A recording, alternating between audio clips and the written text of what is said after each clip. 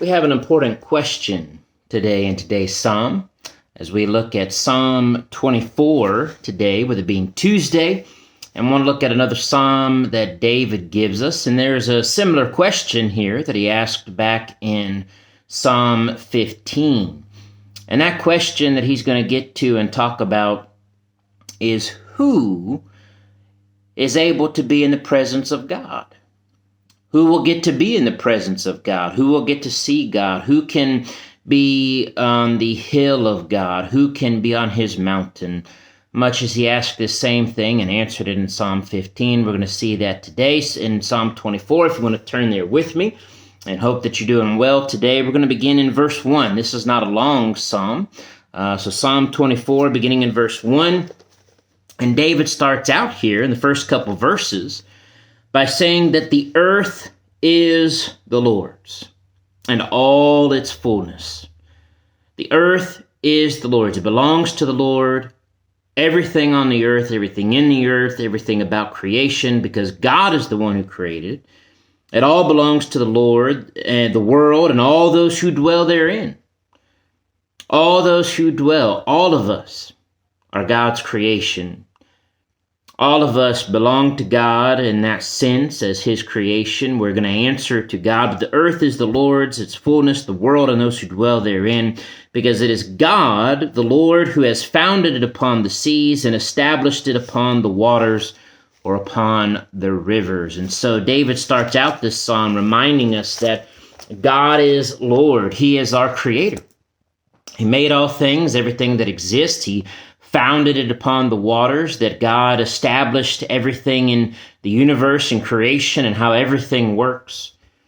And so much, even as Psalm said back in Psalms like Psalm 8 and Psalm 19 and talking about, when we consider the greatness and the awesomeness of the Lord our Creator, what is man that he is mindful of us? But he is. God is mindful of us. But the question is, here in verse 3, Psalm 24, verse 3, when David says, who may ascend into the hill of the Lord, or who may stand in his holy place? When we consider God, we consider, yes, through his creation, and we see his awesome power and greatness, his existence, his divine nature, his awesome nature, that he is an awesome God, full of glory. But then when we get to know God, and through his word, his revelation, that God is righteous, God is holy, and that all of us have sinned and fallen short of that glory of God. So as David asks here again and says, who gets to be in the presence of God? Who is even able to do that? Who among us, any of us, are able to ascend the holy hill of God, to be in his presence, to stand in his presence? I mean, how is that even possible? Who's going to get to do that? Well, David answers this because David understood and writes here, and continuing in verse 4, when he says, here's the answer of those who will get to be in the presence of God. It is the one who has clean hands and a pure heart, who has not lifted up his soul to an idol or to anything that is false, nor has sworn deceitfully. In short, those who will get to be in the holy presence of God are those who will live holy themselves, who will be holy as God is holy, which we know is only possible by the grace of God, but what God teaches us through his word, through his law, through his commandments. God shows us the way to be like him. And so the one who does so, the one who does not give his heart over to sin, but instead is clean and pure and holy as God is clean and pure and holy, he says that he will receive blessing from the Lord and righteousness from the God of his salvation. It is God who saves us. It is God who justifies us. It is God who makes us righteous when we come to him, and then will lead us in the paths of righteousness, much as David has talked about. Even he said in Psalm 23, the Lord leads us in the paths of righteousness if we'll follow him. Verse 6, this is Jacob, the generation of those who seek the Lord, who seek the face of God. That is what we should be doing, is seeking God. We're to seek God with all of our heart. We're to seek his face. And if I want to see God, then I'm going to have to be pure and holy as he is pure and holy, just as even Jesus said in the Beatitudes, the blessed are the pure in heart, for they will get to see God.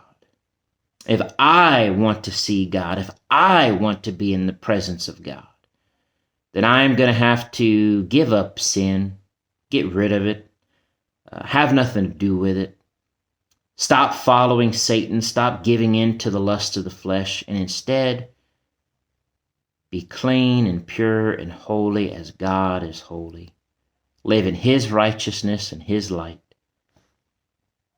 And then, what a beautiful way to finish this psalm, beginning in verse 7, when he says, Lift up your heads, O you gates, and be lifted up, you everlasting ancient doors, and the King of glory will come in. Who is this King of glory? He says, verse 8. Who is this King of glory? The Lord strong and mighty, the Lord mighty in battle. He is the King of glory.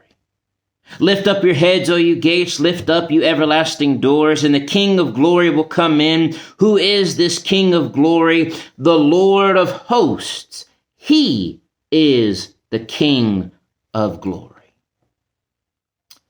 God, the Lord, our Creator. God who is holy, who is righteous, who is good, who is full of mercy and grace. God who will judge us according to our life, according to our works, according to our faith and obedience or lack thereof. The one we will answer to, the one who holds our very breath in his hands, the one who owns all of our ways, who knows all of our ways.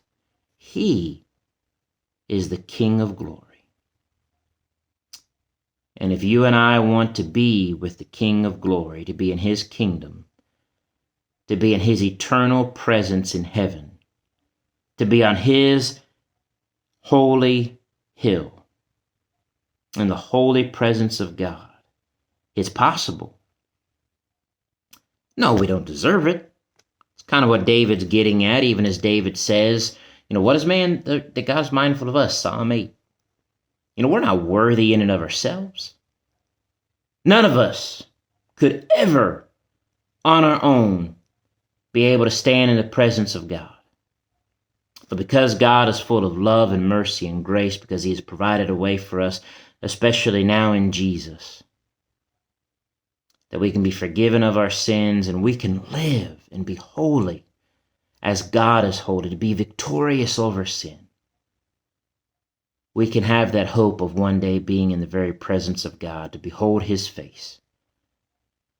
If we will but give our lives and hearts to Jesus, to live in his holiness, to follow him. And I hope that's what your goal is, to seek God, as David says here, to seek him, to seek his face, to seek first his kingdom and his righteousness, as Jesus said in Matthew 6, verse 33. Put God first. Seek him with all your heart. I believe it was in the book of Jeremiah, one of the prophets, that said that if we will seek the Lord with all of our heart, we will find him. If we will seek the Lord with all of our heart, we will find him and his grace and his righteousness. And if we will follow him, if we will give our hearts entirely to him, and live the life he has called us to live, by his grace and mercy and guidance, we will be in his presence. Because he is the King of glory. And the victory he has given us in Jesus is glorious. May we all seek that each and every day. God bless.